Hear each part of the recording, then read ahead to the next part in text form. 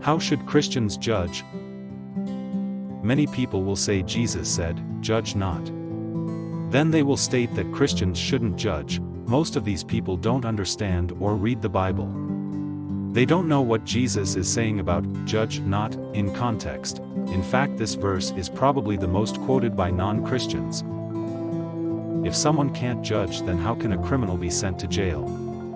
Imagine a murderer stands before a judge and says, "The Bible says, judge not, so you have to release me." The murderer then walks free. Many people seem to think, or hope, that Jesus would accept any lifestyle or ideology they are trying to justify. Let's look at the verse, "Judge not, that you be not judged. For with what judgment you judge, you will be judged, and with the measure you use, it will be measured back to you." Jesus requires that our judgment be completely fair, and that we only judge others by a standard we would like to be judged by. Our standard as a Christian is the Bible. Let's look at the verse that comes after the famous "judge not." Matthew 7 verse 5, "Hypocrite.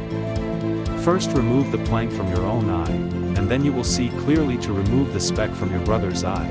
The passage is actually saying to not judge in a hypocritical way. Notice, too, that the context here is brothers, fellow believers. Jesus is talking especially about the kind of judgmental attitude that can come up among brothers and sisters within the church.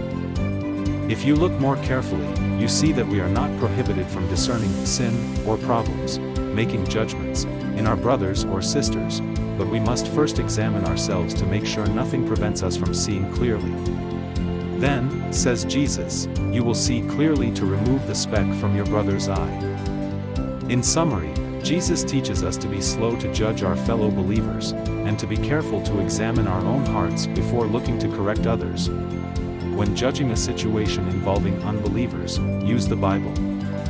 This way it will be God's judgment and not yours. Don't do this in a self-righteous way, but rather promote God's righteousness.